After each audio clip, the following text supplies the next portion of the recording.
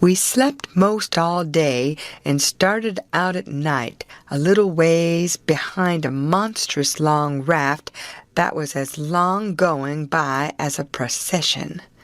She had 4 long sweeps at each end, so we judged she carried as many as 30 men likely. She had 5 big wigwams aboard, wide apart, and an open campfire in the middle, and a tall flagpole at each end. There was a power of style about her. It amounted to something being a raftsman on such a craft as that. We went drifting down into a big bend, and the night clouded up and got hot. The river was very wide and was walled with solid timber on both sides. You couldn't see a break in it hardly ever, or a light. We talked about Cairo and wondered whether we would know it when we got to it. I said likely we wouldn't, because I had heard say there weren't but a dozen houses there, and if they didn't happen to have them lit up, how was we going to know we was passing a town? Jim said if the 2 big rivers joined together there, that would show. But I said maybe we might think we was passing the foot of an island and coming into the same old river again. That disturbed Jim, and me too. So the question was what to do. I said, paddle ashore the first time a light showed, and tell them Pap was behind, coming along with a trading scow, and was a green hand in the business, and wanted to know how far it was to Cairo. Jim thought it was a good idea, so we took a smoke on it and waited. There weren't nothing to do now but to look out sharp for the town and not pass it without seeing it. He said he'd be mighty sure to see it because he'd be a free man the minute he seen it, but if he missed it, he'd be in a slave country again and no more show for freedom. Every little while he jumps up and says, "There she is!" But it weren't. It was jack-o'-lanterns or lightning bugs, so we sat down again and went to watching, same as before. Jim said it made him all over trembly and feverish to be so close to freedom. Well, I can tell you it made me all over trembly and feverish too to hear him, because I begun to get it through my head that he was most free, and who was to blame for it? Why, me. I couldn't get that out of my conscience, no how nor no way. It got to troubling me so I couldn't rest. I couldn't stay still in one place. It hadn't ever come home to me before what this thing was that I was doing, but now it did, and it stayed with me and scorched me more and more. I tried to make out to myself that I weren't to blame because I didn't run Jim off from his rightful owner, but it weren't no use. Conscience up and says every time, but you knowed he was running for his freedom, and you could have paddled ashore and told somebody. That was so. I couldn't get around that no way. That was where it pinched. Conscience says to me, what had poor Miss Watson done to you that you could see her nigger go off right under your eyes and never say one single word? What did that poor old woman do to you that you could treat her so mean? Why, she tried to learn you your book. She tried to learn you your manners. She tried to be good to you every way she knowed how. That's what she done. I got to feeling so mean and so miserable I most wished I was dead. I fidgeted up and down the raft, abusing myself to myself, and Jim was fidgeting up and down past me. We neither of us could keep still. Every time he danced around and says, "There's Cairo," it went through me like a shot, and I thought if it was Cairo, I reckoned I would die of miserableness. Jim talked out loud all the time while I was talking to myself. He was saying how the first thing he would do when he got to a free state, he would go to saving up money and never spend a single cent. And when he got enough, he would buy his wife, which was owned on a farm close to where Miss Watson lived. And then they would both work to buy the 2 children, and if their master wouldn't sell them, they'd get an abolitionist to go and steal them. It most froze me to hear such talk. He wouldn't ever dared to talk such talk in his life before. Just see what a difference it made in him the minute he judged he was about free. It was according to the old saying, "Give a nigger an inch and he'll take an ell." Thinks I, this is what comes of my not thinking. Here was this nigger, which I had as good as helped to run away, coming right out flat-footed and saying he would steal his children that belonged to a man I didn't even know, a man that hadn't ever done me no harm. I was sorry to hear Jim say that. It was such a lowering of him. My conscience got to stirring me up hotter than ever, until at last I says to it, "Let up on me. It ain't too late yet. I'll paddle ashore at the first light and tell." I felt easy and happy and light as a feather right off. All my troubles was gone. I went to looking out sharp for a light and sort of singing to myself. By and by one showed. Jim sings out, "We safe, Huck, we safe! Jump up and crack your heels! That's the good old Cairo at last, I just knows it!" I says, "I'll take the canoe and go see, Jim. It mightn't be, you know."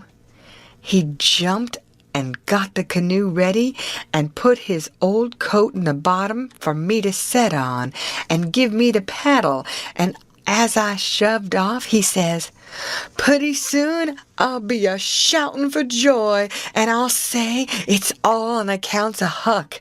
I's a free man, and I couldn't ever been free if it hadn't been for Huck. Huck done it. Jim won't ever forget you, Huck. You's the best friend Jim's ever had, and you's the only friend old Jim's got now."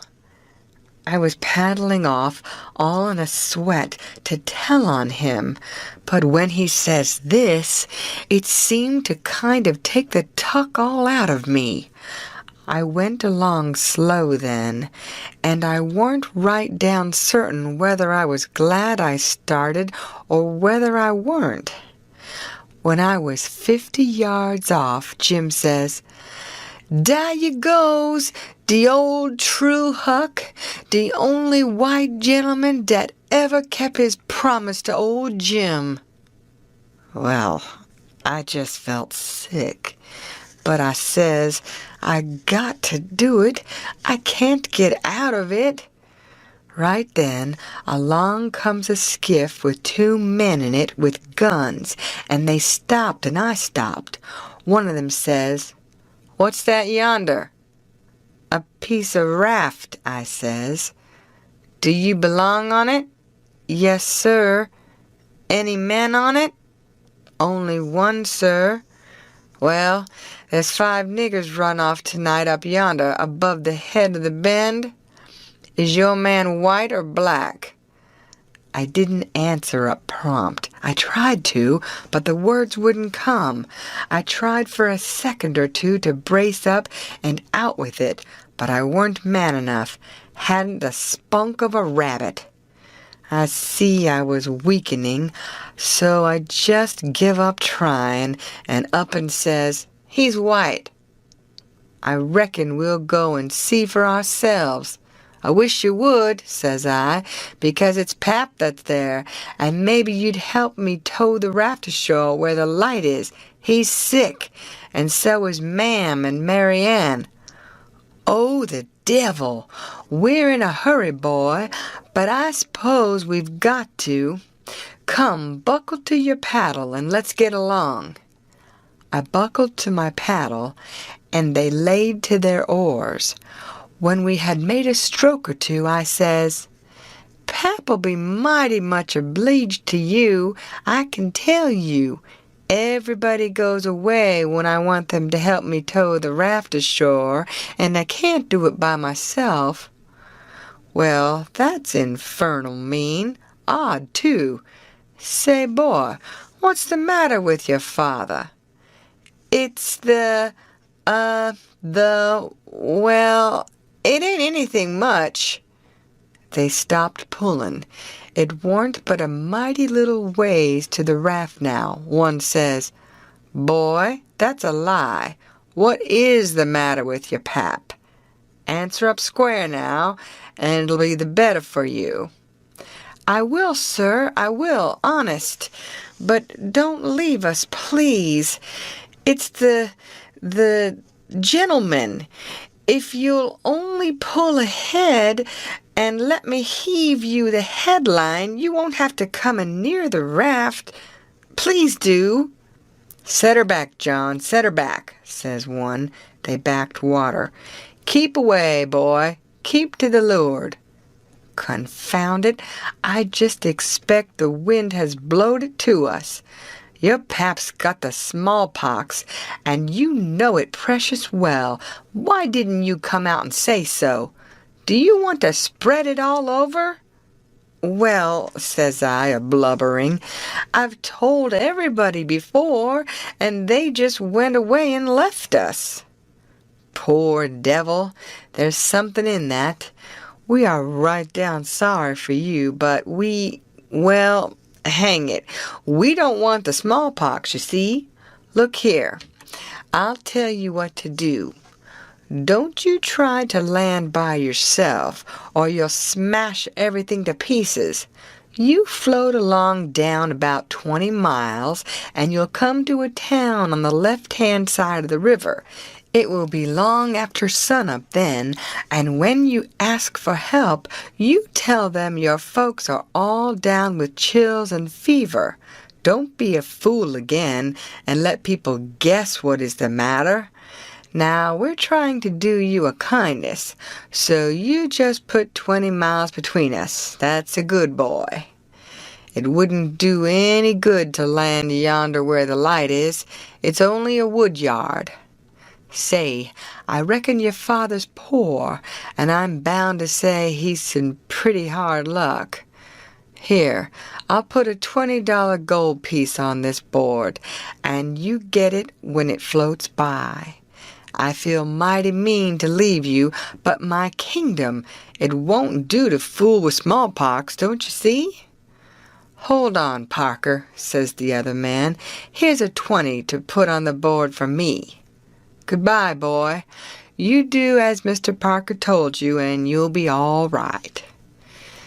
That's so, my boy. Goodbye. Goodbye. If you see any runaway niggers, you get help and nab them, and you can make some money by it. Goodbye, sir, says I. I won't let no runaway niggers get by me if I can help it. They went off, and I got aboard the raft, feeling bad and low, because I'd knowed very well I had done wrong, and I see it warn't no use for me to try to learn to do right. A body that don't get started right when he's little ain't got no show. When the pinch comes, there ain't nothing to back him up and keep him to his work, and so he gets beat. Then I thought a minute, and says to myself, hold on, suppose you'd have done right and give Jim up. Would you felt better than what you do now? No, says I, I'd feel bad. I'd feel just the same way I do now.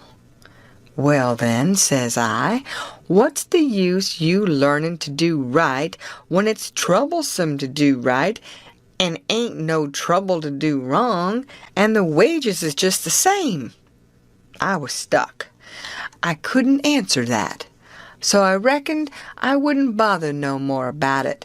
But after this, always do whichever come handiest at the time. I went into the wigwam. Jim weren't there. I looked all around. He weren't anywhere. I says, "Jim?" "Here I is, Huck. Is dey out of sight yet?" "Don't talk loud." He was in the river under the stern oar with just his nose out. I told him they were out of sight, so he come aboard. He says, "I was a-listening to all dey talk, and I slips into the river and was going to shove for shore if dey come aboard. Den I was going to swim to the raft again when dey was gone. But lousy how you did fool 'em, Huck. Dat was the smartest dodge. I tell you, child, I spec it saved old Jim. Old Jim ain't going to forget you for dat, honey." Then we talked about the money. It was a pretty good raise, $20 apiece. Jim said we could take deck passage on a steamboat now, and the money would last us as far as we wanted to go in the Free States. He said 20 mile more weren't far for the raft to go, but he wished we was already there. Towards daybreak we tied up, and Jim was mighty particular about hiding the raft good. Then he worked all day fixing things in bundles and getting all ready to quit rafting. That night, about 10, we hove in sight of the lights of a town away down in a left-hand bend. I went off in the canoe to ask about it. Pretty soon I found a man out in the river with a skiff, setting a trot line. I ranged up and says, "Mister, is that town Cairo?" "Cairo? No, you must be a blame fool." "What town is it, mister?" "If you want to know, go and find out. If you stay here bothering around me for about a half a minute longer, you'll get something you won't want." I paddled to the raft. Jim was awful disappointed, but I said never mind. Cairo would be the next place, I reckoned. We passed another town before daylight, and I was going out again, but it was high ground, so I didn't go. "No high ground about Cairo," Jim said. I had forgot it. We laid up for the day on a towhead tolerable close to the left-hand bank. I begun to suspicion something. So did Jim. I says, "Maybe we went by Cairo in the fog that night." He says, "Don't let's talk about it, Huck. Po' niggers can't have no luck. I allus 'spected dat rattlesnake skin warn't done with its work." I wish I'd never seen that snake skin, Jim. I do wish I'd never laid eyes on it. It ain't your fault, Huck. You didn't know. Don't you blame yourself about it. When it was daylight here was the clear Ohio water inshore, sure enough, and outside was the old regular muddy. So it was all up with Cairo. We talked it all over. It wouldn't do to take to the shore. We couldn't take the raft up the stream, of course. There warn't no way but to wait for dark and start back in the canoe and take the chances. So we slept all day amongst the cottonwood thicket, so as to be fresh for the work, and when we went back to the raft about dark, the canoe was gone. We didn't say a word for a good while. There weren't anything to say. We both knowed well enough it was some more work of the rattlesnake skin, so what was the use to talk about it? It would only look like we was finding fault, and that would be bound to fetch more bad luck. and keep on fetching it too, till we knowed enough to keep still. By and by, we talked about what we better do, and found there warn't no way but just to go along down with the raft till we got a chance to buy a canoe to go back in. We weren't going to borrow it when there weren't anybody around the way Pap would do, for that might set people after us. So we shoved out after dark on the raft. Anybody that don't believe yet that it's foolishness to handle a snakeskin after all that snakeskin done for us will believe it now if they read on and see what more it done for us. The place to buy canoes is off of rafts laying up at shore, but we didn't see no rafts laying up, so we went along during 3 hours and more. Well, the night got gray and rather thick, which is the next meanest thing to fog. You can't tell the shape of the river, and you can't see no distance. It got to be very late and still, and then along comes a steamboat up the river. We lit the lantern and judged she would see it. Upstream boats didn't generally come close to us. They go out and follow the bars and hunt for easy water under the reefs. But nights like this, they bull right up the channel against the whole river. We could hear her pounding along, but we didn't see her good till she was close. She aimed right for us. Often they do that and try to see how close they can come without touching. Sometimes the wheel bites off a sweep, and then the pilot sticks his head out and laughs and thinks he's mighty smart. Well, here she comes, and we said she was going to try and shave us. But she didn't seem to be shearing off a bit. She was a big one, and she was coming in a hurry, too, looking like a black cloud with rows of glowworms around it. But all of a sudden, she bulged out big and scary, with a long row of wide-open furnace doors shining like red-hot teeth, and her monstrous bows and guards hanging right over us. There was a yell at us, and a jingling of bells to stop the engine, a powwow of cussing and whistling of steam, and as Jim went overboard on one side and I on the other, she come smashing straight through the raft. I dived, and I aimed to find the bottom too, for a 30-foot wheel had got to go over me, and I wanted it to have plenty of room. I could always stay underwater a minute. This time I reckon I stayed under a minute and a half. Then I bounced for the top in a hurry, for I was nearly busting. I popped out to my armpits and blowed the water out of my nose and puffed a bit. Of course, there was a booming current, and of course that boat started her engines again 10 seconds after she stopped them, for they never cared much for raftsmen. So now she was churning along up the river, out of sight in the thick weather, though I could hear her.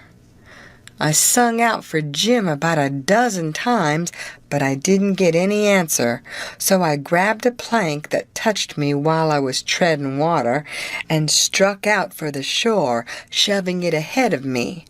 But I made out to see that the drift of the current was towards the left-hand shore, which meant that I was in a crossing, so I changed off and went that way. It was one of these long, slanting 2-mile crossings, so I was a good long time in getting over. I made a safe landing and clumb up the bank. I couldn't see but a little ways, but I went poking along over rough ground for a 1/4 of a mile or more, and then I run across a big, old-fashioned double log house before I noticed it. I was going to rush by and get away, but a lot of dogs jumped out and went to howling and barking at me, and I knowed better than to move another peg.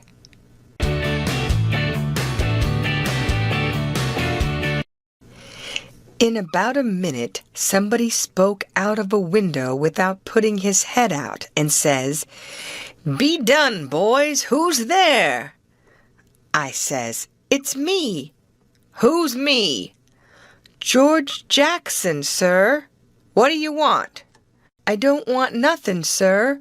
I only want to go along by, but the dogs won't let me." "What are you prowling around here this time of night for, hey?" "I warn't prowling around, sir. I fell overboard off of the steamboat." "Oh, you did you? Strike a light there, somebody. What did you say your name was?" "George Jackson, sir. I'm only a boy." "Look here, if you're telling the truth, you needn't be afraid. Nobody'll hurt you. But don't try to budge. Stand right where you are. Rouse out Bob and Tom, some of you, and fetch the guns. George Jackson, is there anybody with you?" "No, sir, nobody." I heard the people stirring around in the house now and see a light. The man sung out, "Snatch that light away, Betsy, you old fool. Ain't you got any sense? Put it on the floor behind the front door. Bob, if you and Tom are ready, take your places." "All ready." "Now, George Jackson, do you know the Shepherdsons?" "No, sir, I never heard of them." "Well, that may be so, and it mayn't. Now, all ready? Step forward, George Jackson, and mind, don't you hurry, come mighty slow. If there's anybody with you, let him keep back. If he shows himself, he'll be shot. Come along now. Come slow. Push the door open yourself. Just enough to squeeze in, do you hear?" I didn't hurry. I couldn't if I'd a wanted to. I took one slow step at a time, and there weren't a sound, only I thought I could hear my heart.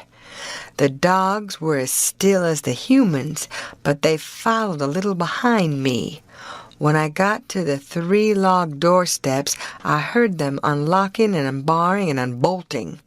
I put my hand on the door and pushed it a little and a little more till somebody said, "There, that's enough.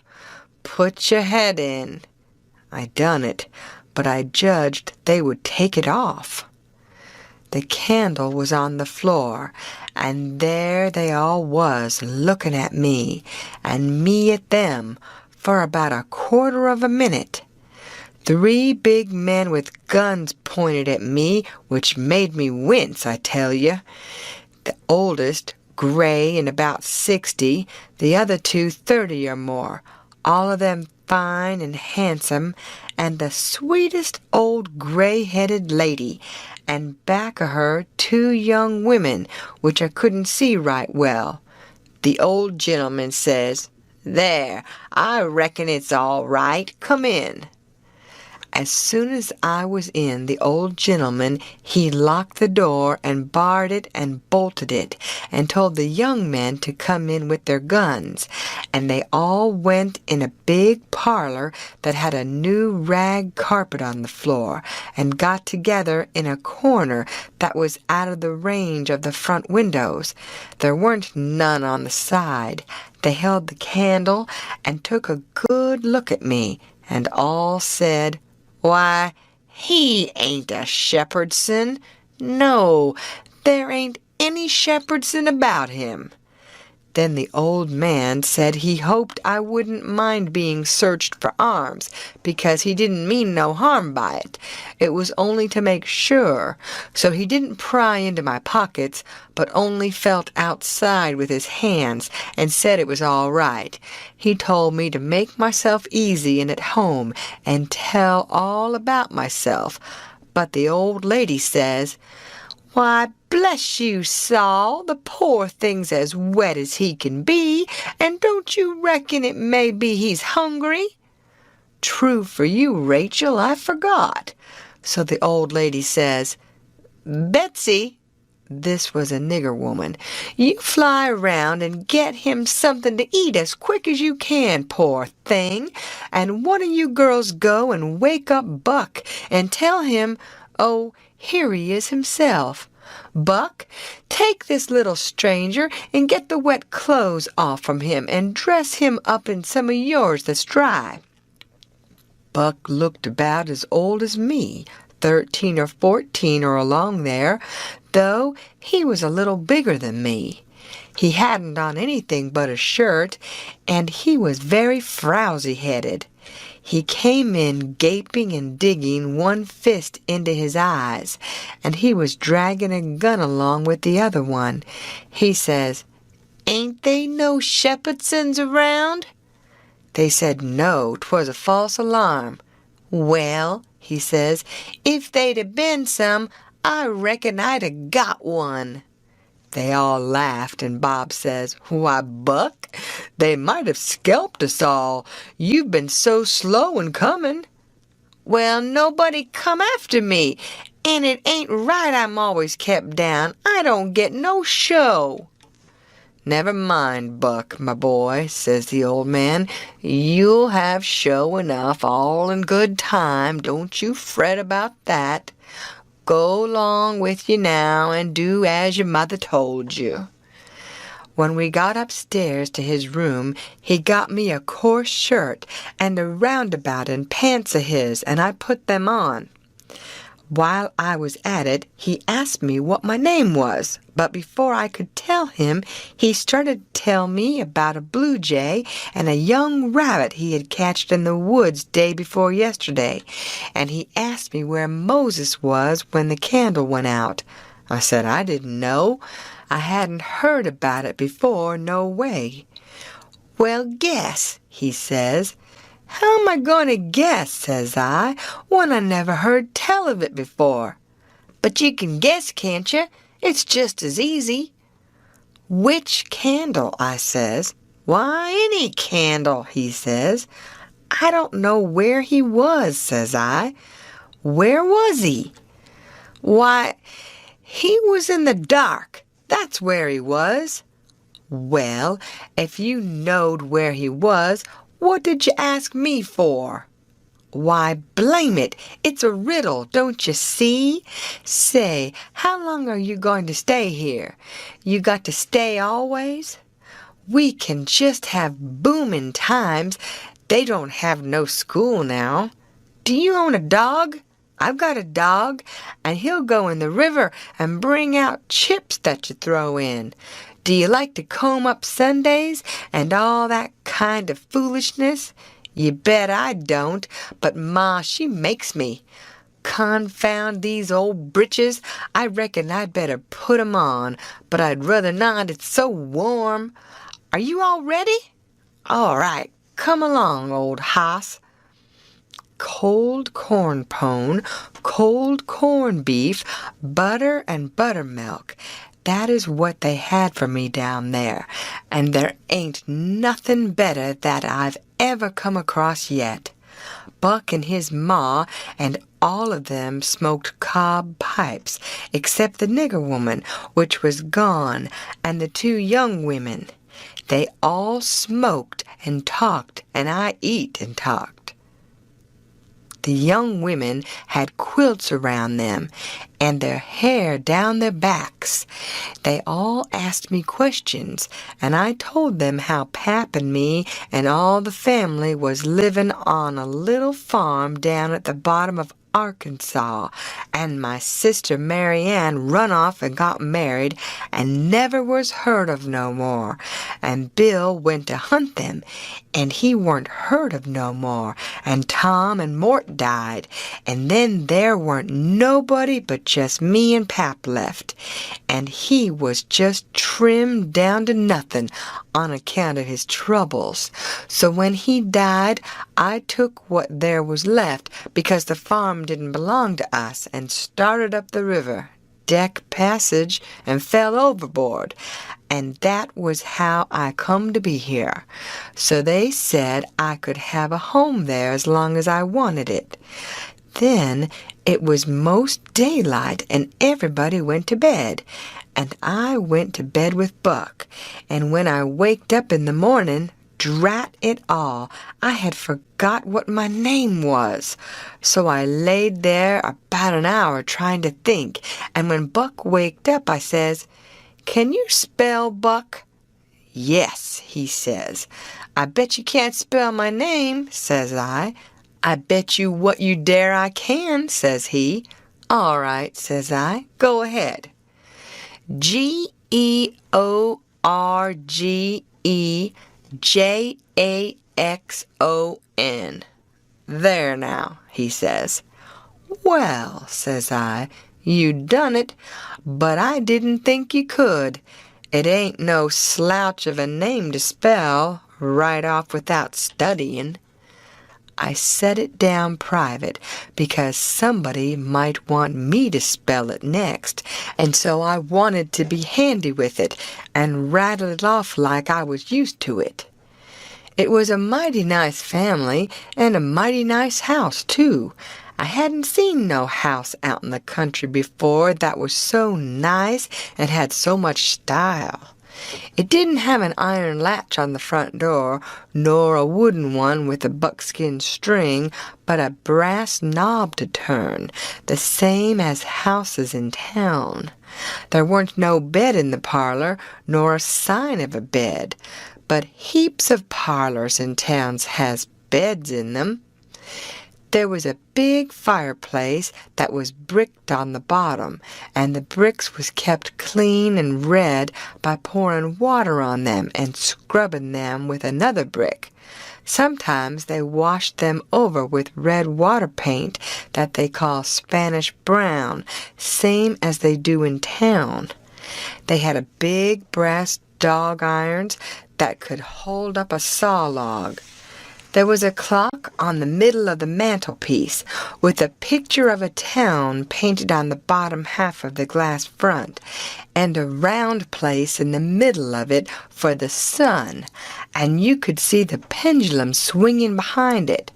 It was beautiful to hear that clock tick, and sometimes when one of these peddlers had been along and scoured her up and got her in good shape, she would start in and strike 150 before she got tuckered out. They wouldn't took any money for her. Well, there was a big outlandish parrot on each side of the clock, made out of something like chalk and painted up gaudy. But one of the parrots was a cat made of crockery, and a crockery dog by the other, and when you pressed down on them they squeaked, but it didn't open their mouths nor look different nor interested. They squeaked through underneath. There was a couple of big wild turkey wing fans spread out behind those things.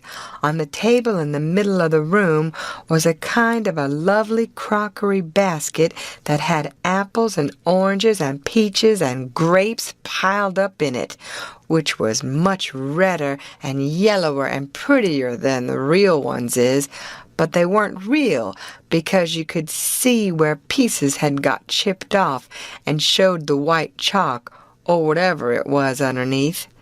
This table had a cover made out of beautiful oilcloth with a red and blue spread eagle painted on it and a painted border all around. It come all the way from Philadelphia, they said. There were some books, too, piled up perfectly exact on each corner of the table. One was a big family Bible full of pictures. One was Pilgrim's Progress about a man that left his family. It didn't say why. I read considerable in it now and then.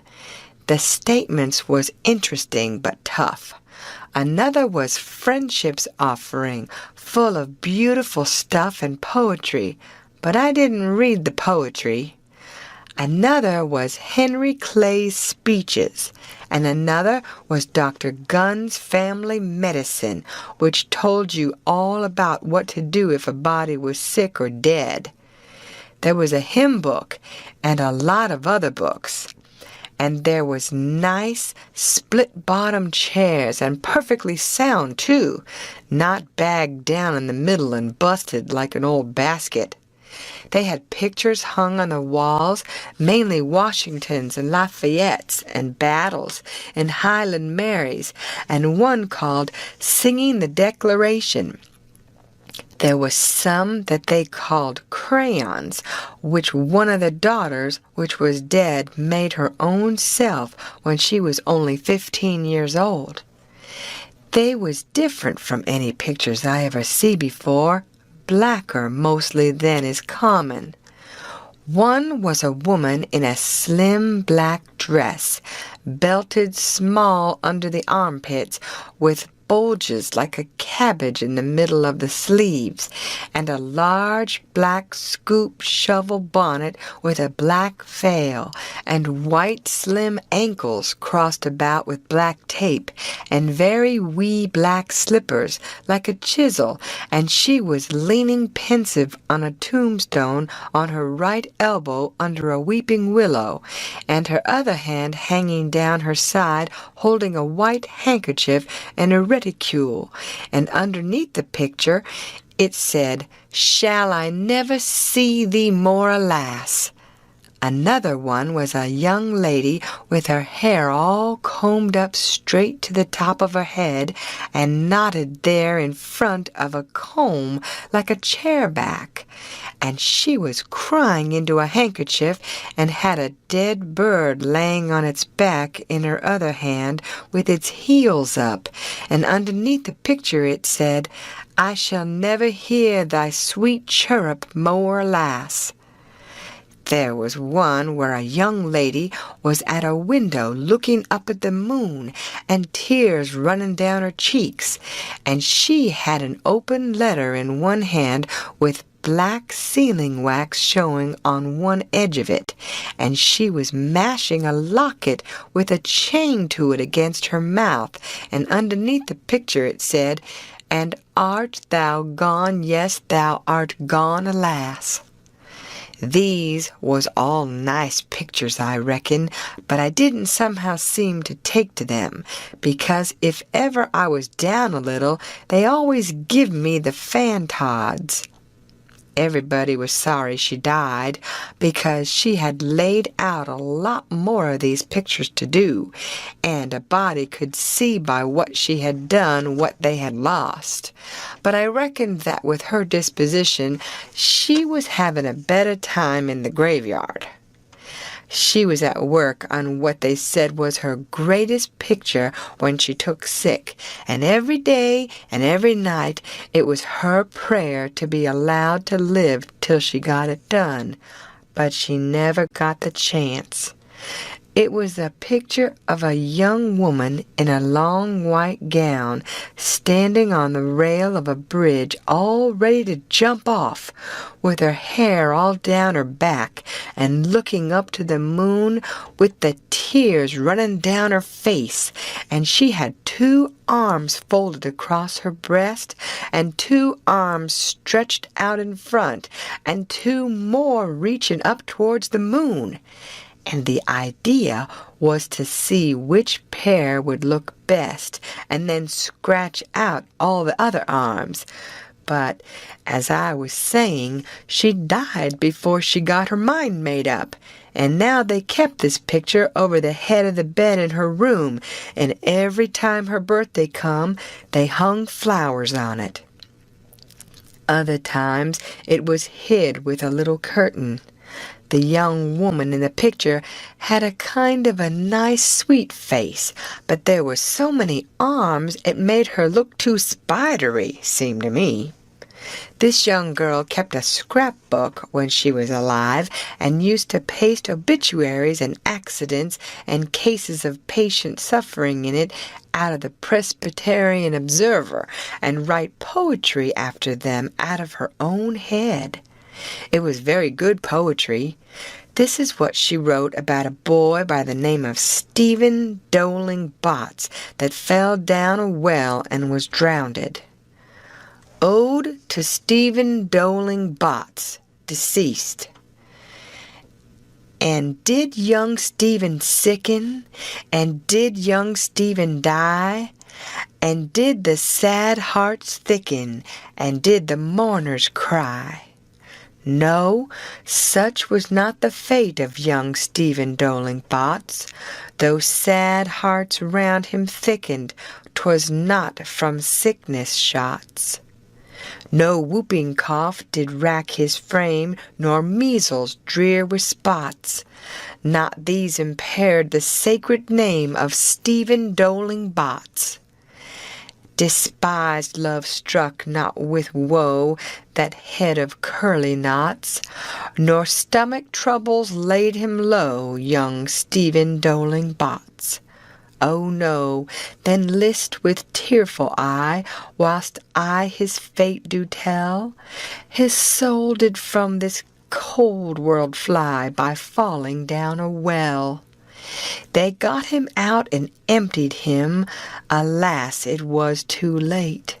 His spirit was gone for to sport aloft in the realms of the good and great. If Emmeline Grangerford could make poetry like that before she was 14, there ain't no tellin' what she could 'a' done by and by. Buck said she could rattle off poetry like nothing. She didn't ever have to stop and think. He said she would slap down a line, and if she couldn't find anything to rhyme with it, would just scratch it out and slap down another one and go ahead. She weren't particular. She could write about anything you choose to give her to write about, just so it was sadful. Every time a man died, or a woman died, or a child died, she would be on hand with her tribute before he was cold. She called them tributes. The neighbors said it was the doctor first, then Emmeline, then the undertaker. The undertaker never got in ahead of Emmeline but once, and then she hung fire on a rhyme by the dead person's name, which was Whistler. She warn't ever the same after that. She never complained, but she kinder pined away and did not live long. Poor thing. Many's the time I made myself go up to the little room that used to be hers and get out her poor old scrapbook and read in it when her pictures had been aggravatin' me and I had soured on her a little. I liked all that family, dead ones and all, and weren't going to let anything come between us. Poor Emmeline made poetry about all the dead people when she was alive, and it didn't seem right that there weren't nobody to make some about her now she was gone. So I tried to sweat out a verse or two myself, but I couldn't seem to make it go somehow. They kept Emmeline's room trim and nice, and all the things fixed in it just the way she liked to have them when she was alive, and nobody ever slept there. The old lady took care of the room herself, though there was plenty of niggers, and she sewed there a good deal and read her Bible there mostly. Well, as I was saying about the parlor, there was beautiful curtains on the windows, white, with pictures painted on them of castles with vines all down the walls, and cattle coming down to drink.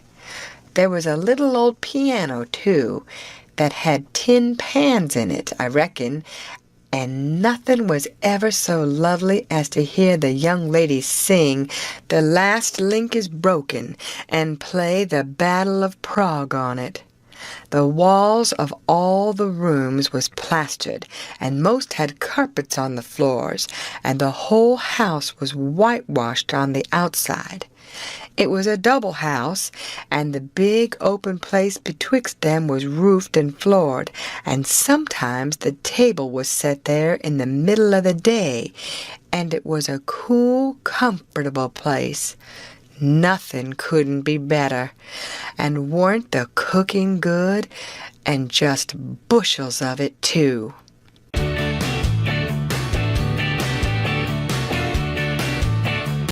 Colonel Grangerford was a gentleman, you see. He was a gentleman all over, and so was his family. He was well born, as the saying is, and that's worth as much in a man as it is in a horse, so the widow Douglas said, and nobody ever denied that she was of the first aristocracy in our town, and Pap, he always said it too, though he weren't no more quality than a mud cat himself. Colonel Grangerford was very tall and very slim, and had a darkish, paly complexion, not a sign of red in it anywheres. He was clean-shaved every morning all over his thin face, and he had the thinnest kind of lips, and the thinnest kind of nostrils, and a high nose, and heavy eyebrows, and the blackest kind of eyes, sunk so deep back that they seemed like they was looking out of caverns at you, as you may say. His forehead was high, and his hair was black and straight and hung to his shoulders. His hands was long and thin, and every day of his life he put on a clean shirt and a full suit from head to foot, made out of linen, so white it hurt your eyes to look at it. And on Sundays he wore a blue tailcoat with brass buttons on it. He carried a mahogany cane with a silver head to it. There weren't no frivolousness about him, not a bit, and he weren't ever loud. He was as kind as he could be. You could feel that, you know, and so you had confidence. Sometimes he smiled, and it was good to see, but when he straightened himself up like a liberty pole, and the lightning begun to flicker out from under his eyebrows, you wanted to climb a tree first and find out what the matter was afterwards. He didn't ever have to tell anybody to mind their manners. Everybody was always good-mannered where he was. Everybody loved to have him around, too. He was sunshine most always. I mean, he made it seem like good weather. When he turned into a cloud bank, it was awful dark for half a minute, and that was enough. There wouldn't nothing go wrong again for a week. When him and the old lady come down in the morning, all the family got up out of their chairs and give them good day, and didn't set down again till they had set down. Then Tom and Bob went to the sideboard where the decanter was, and mixed a glass of bitters and handed it to him, and he held it in his hand and waited till Tom's and Bob's was mixed, and then they bowed and said, "Our duty to you, sir and madam," and they bowed the least bit in the world and said thank you, and so they drank all three, and Bob and Tom poured a spoonful of water on the sugar and the mite of whiskey or apple brandy in the bottom of their tumblers, and give it to me and Buck, and we drank to the old people too. Bob was the oldest and Tom next. Tall, beautiful men with very broad shoulders and brown faces and long black hair and black eyes. They dressed in white linen from head to foot, like the old gentlemen, and wore broad Panama hats. Then there was Miss Charlotte. She was 25 and tall and proud and grand, but as good as she could be when she weren't stirred up. But when she was, she had a look that would make you wilt in your tracks like her father. She was beautiful. So was her sister, Miss Sophia. But it was a different kind. She was gentle and sweet like a dove, and she was only 20. Each person had their own nigger to wait on them, Buck too. My nigger had a monstrous easy time because I weren't used to having anybody do anything for me, but Buck's was on the jump most of the time. This was all there was of the family now, but there used to be more. 3 sons, they got killed, and Emmeline that died. The old gentleman owned a lot of farms and over 100 niggers. Sometimes a stack of people would come there horseback from 10 or 15 mile around and stay 5 or 6 days and have such junketings round about and on the river and dances and picnics in the woods daytimes and balls at the house nights. These people was mostly kinfolks of the family. The men brought their guns with them. It was a handsome lot of quality, I tell you. There was another clan of aristocracy around there, 5 or 6 families, mostly of the name Shepherdson. They was as high-toned and well-born and rich and grand as the tribe of Grangerfords. The Shepherdsons and Grangerfords used the same steamboat landing, which was about 2 miles above our house. So sometimes when I went up there with a lot of our folks, I used to see a lot of the Shepherdsons there on their fine horses. One day, Buck and me was away out in the woods hunting and heard a horse comin'. We was crossin' the road. Buck says, "Quick, jump for the woods." We done it, and then peeped down the woods through the leaves.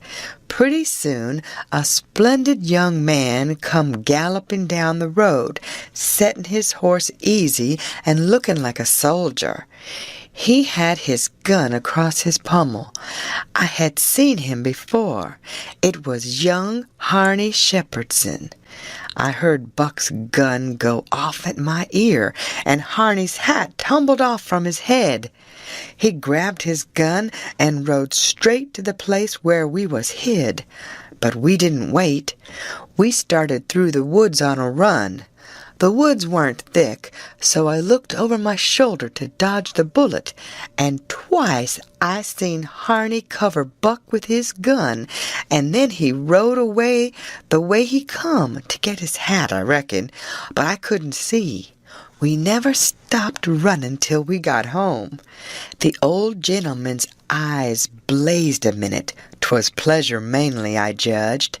Then his face sort of smoothed down, and he says, kind o' gentle, "I don't like that shooting from behind a bush. Why didn't you step into the road, my boy?" "The Shepherdsons don't, father. They always take advantage." Miss Charlotte, she held her head up like a queen while Buck was telling his tale, and her nostrils spread, and her eyes snapped. The 2 young men looked dark, but never said nothing. Miss Sophia, she turned pale, but the color come back when she found the man weren't hurt. Soon as I could get Buck down by the corn cribs under the trees by ourselves, I says, "Did you want to kill him, Buck?" "Well, I bet I did." "What did he do to you?" "Him? He never done nothing to me." "Well, then, what did you want to kill him for?" "Why, nothing, only it's on account of the feud." "What's a feud?" "Why, where was you raised? Don't you know what a feud is?" "Never heard of it before. Tell me about it." "Well," says Buck, "a feud is this way. A man has a quarrel with another man and kills him. Then that other man's brother kills him. Then the other brothers on both sides goes for one another.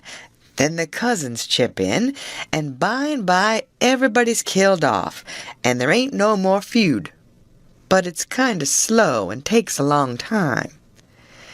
"Has this one been going on long, Buck?" "Well, I should reckon.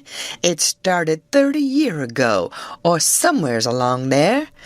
There was trouble about something, and then a lawsuit to settle it. And the suit went agin one of the men, and so he up and shot the man that won the suit, which he would naturally do, of course. Anybody would." What was the trouble about, Buck? Land? I reckon maybe. I don't know. Well, who done the shooting? Was it a Grangerford or a Shepherdson? Laws, how do I know? It was so long ago. Don't anybody know? Oh, yes, Pa knows, I reckon, and some of the other old people, but they won't know now what the row was about in the first place. Has there been many killed, Buck? Yes, right smart chance of funerals, but they don't always kill. Pa's got a few buckshot in him, but he don't mind it, 'cause he don't weigh much anyway. Bob's been carved up some with a bowie, and Tom's been hurt once or twice. Has anybody been killed this year, Buck? Yes, we got one and they got one. About 3 months ago, my cousin Bud, 14-year-old, was riding through the woods on the other side of the river and didn't have no weapon with him, which was blame foolishness, and in a lonesome place he hears a horse a-comin' behind him and sees old Baldy Shepherdson a-linking after him with his gun in his hand and his white hair a-flyin' in the wind. Instead of jumping off and taking to the brush, Bud 'lowed he could outrun him.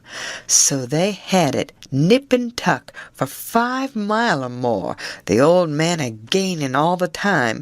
So at last Bud seen it weren't any use, so he stopped and faced around so as to have the bullet holes in front, you know, and the old man, he rode up and shot him down. But he didn't get much chance to enjoy his luck, for inside of a week our folks laid him out. I reckon that old man was a coward, Buck. I reckon he warn't a coward, not by a blame sight. There ain't a coward amongst them Shepherdsons, not a one, and there ain't no cowards amongst the Grangerfords either. Why, that old man kep up his end in a fight one day for half an hour against 3 Grangerfords and come out winner. They was all a horseback. He lit off of his horse and got behind a little wood pile and kept his horse before him to stop the bullets. But the Grangerfords stayed on their horses and capered around the old man and peppered away at him, and he peppered away at them. Him and his horse both went home pretty leaky and crippled, but the Grangerfords had to be fetched home, and one of 'em was dead, and another died the next day. No, sir, if a body's out hunting for cowards, he don't want to fool away any time amongst them Shepherdsons, because they don't breed any of that kind. Next Sunday we all went to church about 3 mile, everybody a horseback. The men took their guns along, so did Buck, and kept them between their knees or stood them handy against the wall. The Shepherdsons done the same. It was pretty ornery preaching, all about brotherly love and such like tiresomeness, but everybody said it was a good sermon, and they all talked it over going home, and had such a powerful lot to say about faith and good works and free grace and pre-foreordestination and I don't know what all, that it did seem to me to be one of the roughest Sundays I had run across yet. About an hour after dinner, everybody was dozing around, some in their chairs and some in their rooms, and it got to be pretty dull. Buck and a dog was stretched out on the grass in the sun, sound asleep. I went up to our room and judged I would take a nap myself. I found that sweet Miss Sophia standing in her door, which was next to ours, and she took me in her room and shut the door very soft and asked me if I liked her, and I said I did, and she asked me if I would do something for her and not tell anybody, and I said I would. Then she said she'd forgot her testament and left it in the seat at church between two other books, and would I slip out quiet and go there and fetch it to her and not say nothing to nobody. I said I would. So I slid out and slipped off up the road, and there weren't anybody at the church except maybe a hog or two, for there weren't any lock on the door, and hogs likes a punchin' floor in summertime because it's cool. If you noticed, most folks don't go to church only when they've got to, but a hog is different. Says I to myself, something's up. It ain't natural for a girl to be in such a sweat about a testament. So I give it a shake, and out drops a little piece of paper with 2:30 wrote on it with a pencil. I ransacked it, but couldn't find anything else. I couldn't make anything out of that, so I put the paper in the book again, and when I got home and upstairs, there was Miss Sophia in her door waiting for me. She pulled me in and shut the door. Then she looked in the testament till she found the paper, and as soon as she read it, she looked glad. And before a body could think, she grabbed me and give me a squeeze and said I was the best boy in the world and not to tell anybody. She was mighty red in the face for a minute, and her eyes lighted up, and it made her powerful pretty. I was a good deal astonished, but when I got my breath, I asked her what the paper was about, and she asked me if I had read it, and I said no, and she asked me if I could read writing, and I told her no, only coarse hand. And then she said the paper weren't anything but a bookmark to keep her place, and I might go and play now. I went off down to the river, studying over this thing, and pretty soon I noticed that my nigger was following along behind.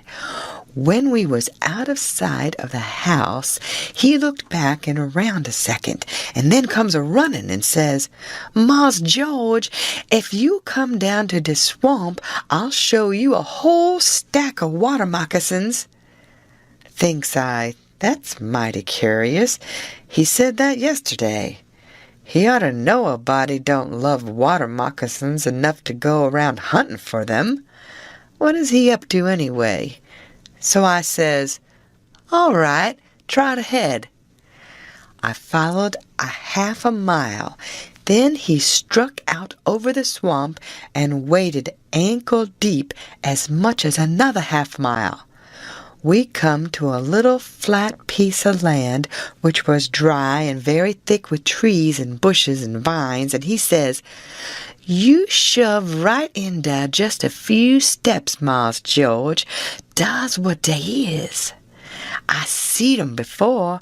I don't care to see 'em no more." Then he slopped right along and went away, and pretty soon the trees hit him. I poked into the place a ways and come to a little open patch as big as a bedroom, all hung around with vines, and found a man laying there asleep. And by jings, it was my old Jim. I waked him up, and I reckoned it was going to be a grand surprise to him to see me again, but it weren't. He nearly cried, he was so glad, but he weren't surprised. Said he swum along behind me that night and heard me yell every time, but he doesn't answer because he didn't want nobody to pick him up and take him into slavery again. Says he, "I got hurt a little and couldn't swim fast, so I was a considerable ways behind you towards the last. When you landed, I reckoned I could catch up with you on the land without having to shout at you. But when I see that house, I begin to go slow. I is off too fur to hear what they say to you. I was afraid of the dogs. But when it was all quiet again, I knowed you's in de house, so I struck out for de woods to wait for day. Early in de morning, some of de niggers come along, going to de fields, and dey took me in, showed me dis place, where de dogs can't track me on accounts of de water, and dey brings me truck to eat every night, and tells me how you's a getting along. Why didn't you tell my Jack to fetch me here sooner, Jim? Well, 'twarn't no use to disturb you, Huck, till we could do something.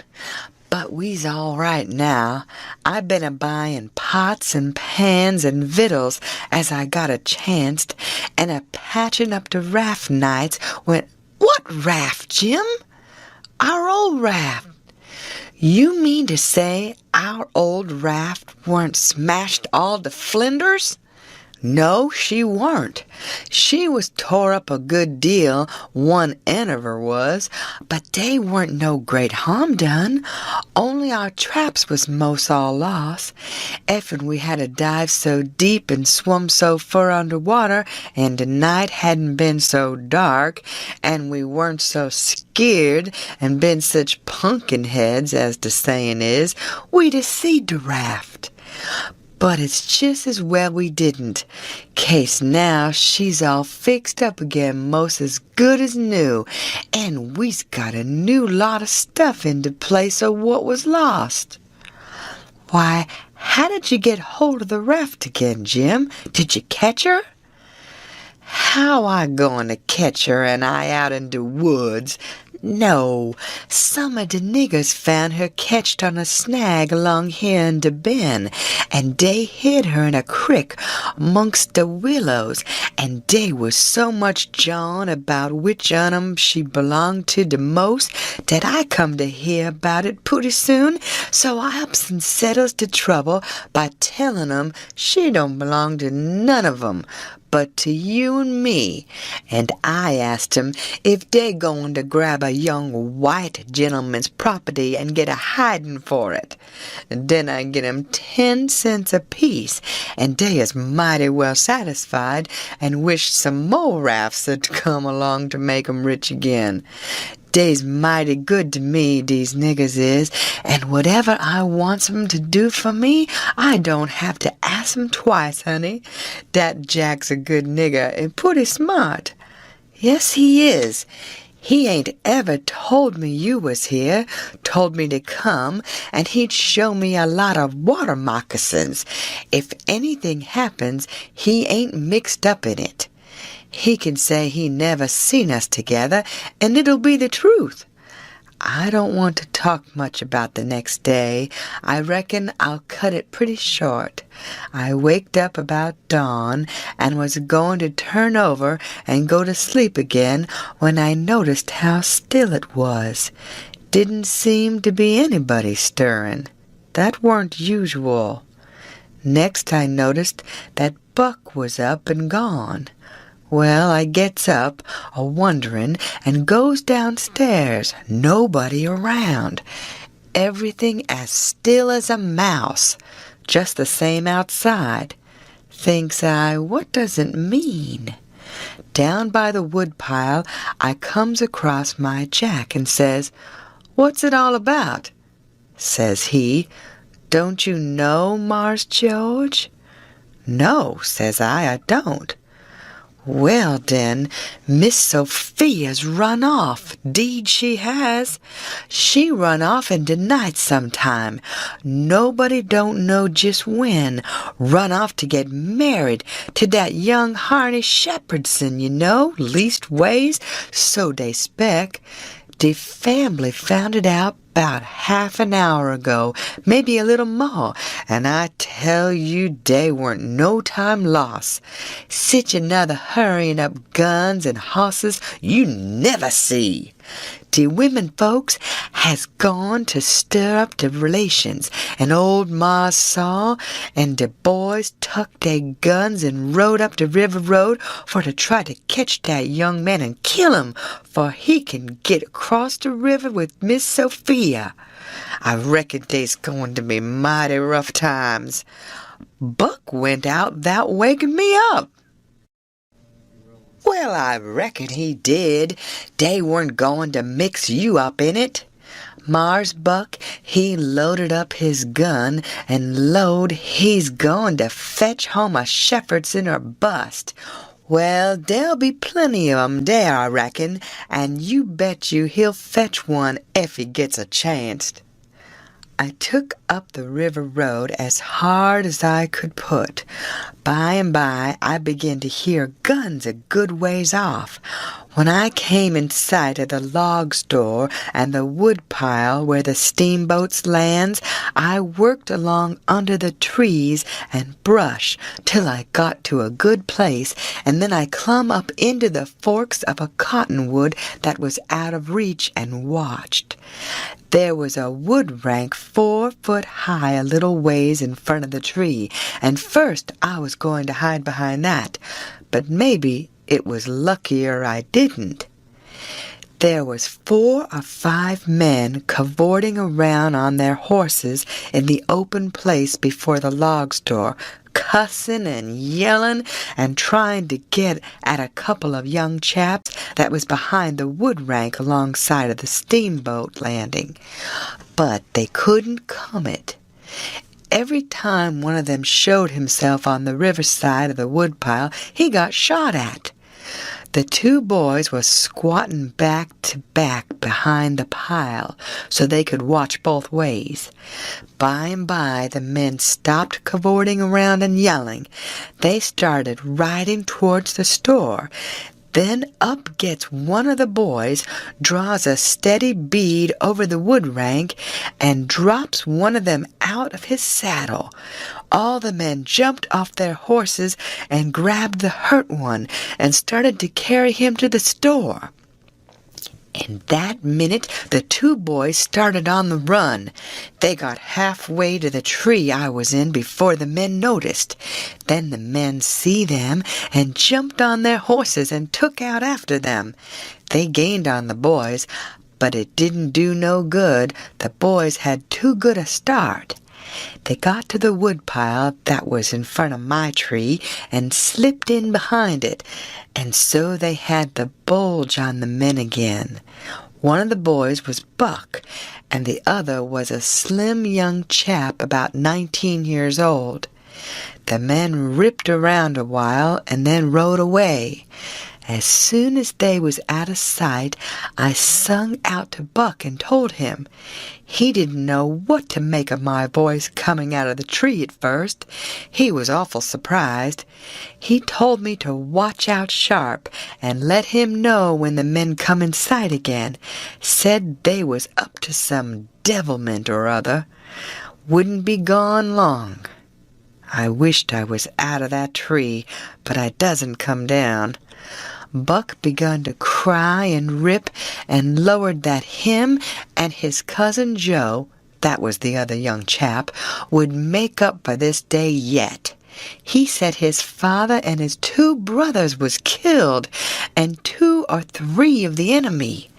Said the Shepherdsons laid for them in ambush. Buck said his father and brothers ought to waited for their relations. The Shepherdsons was too strong for them. I asked him what was become of young Harney and Miss Sophia. He said they'd got across the river and was safe. I was glad of that, but the way Buck did take on, because he didn't manage to kill Harney that day he shot at him, I hain't ever heard anything like it. All of a sudden, bang, bang, bang, goes 3 or 4 guns. The men had slipped around through the woods and come in from behind without their horses. The boys jumped for the river, both of them hurt, and as they swum down the current, the men run along the bank, shooting at them and singing out, "Kill them! Kill them!" It made me so sick I most fell out of the tree. I ain't a-going to tell all that happened. It would make me sick again if I was to do that. I wished I hadn't ever come ashore that night to see such things. I ain't ever going to get shut of them. Lots of times I dream about them. I stayed in the tree till it begun to get dark, afraid to come down. Sometimes I heard guns away off in the woods, and twice I seen little gangs of men gallop past the log store with guns, so I reckoned the trouble was still a-going on. I was mighty downhearted, so I made up my mind I wouldn't ever go near that house again, because I reckoned I was to blame somehow. I judged that that piece of paper meant that Miss Sophia was to meet Harney somewheres at 2:30 and run off, and I judged I ought to told her father about that paper and the curious way she acted, and then maybe he would 'a' locked her up, and this awful mess wouldn't ever happened. When I got down out of the tree, I crept along down the river bank a piece and found the two bodies laying in the edge of the water and tugged at them till I got them ashore. Then I covered up their faces and got away as quick as I could.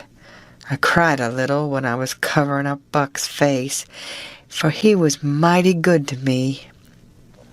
It was just dark now. I never went near the house, but struck through the woods and made for the swamp. Jim weren't on his island, so I tramped off in a hurry for the crick and crowded through the willows, red hot to jump aboard and get out of that awful country. The raft was gone.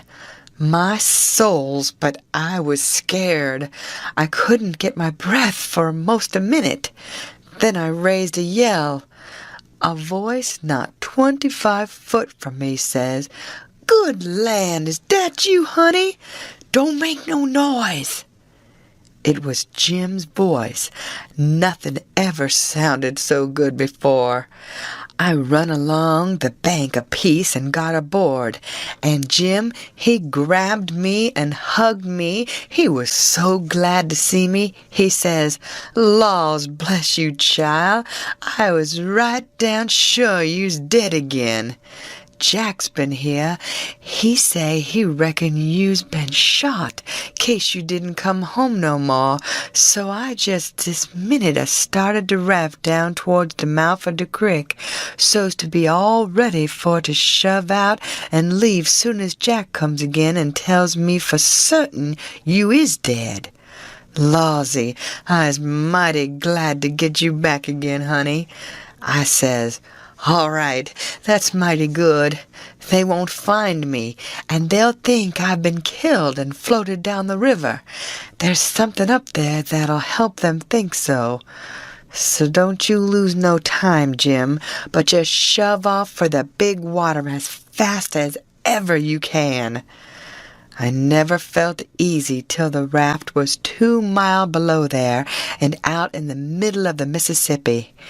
Then we hung up our signal lantern and judged that we was free and safe once more. I hadn't had a bite to eat since yesterday, so Jim, he got out some corn dodgers and buttermilk and pork and cabbage and greens. There ain't nothing in the world so good when it's cooked right. And whilst I eat my supper, we talked and had a good time. I was powerful glad to get away from the feuds, and so was Jim to get away from the swamp. We said there weren't no home like a raft after all. Other places do seem so cramped up and smothery, but a raft don't. You feel mighty free and easy and comfortable on a raft.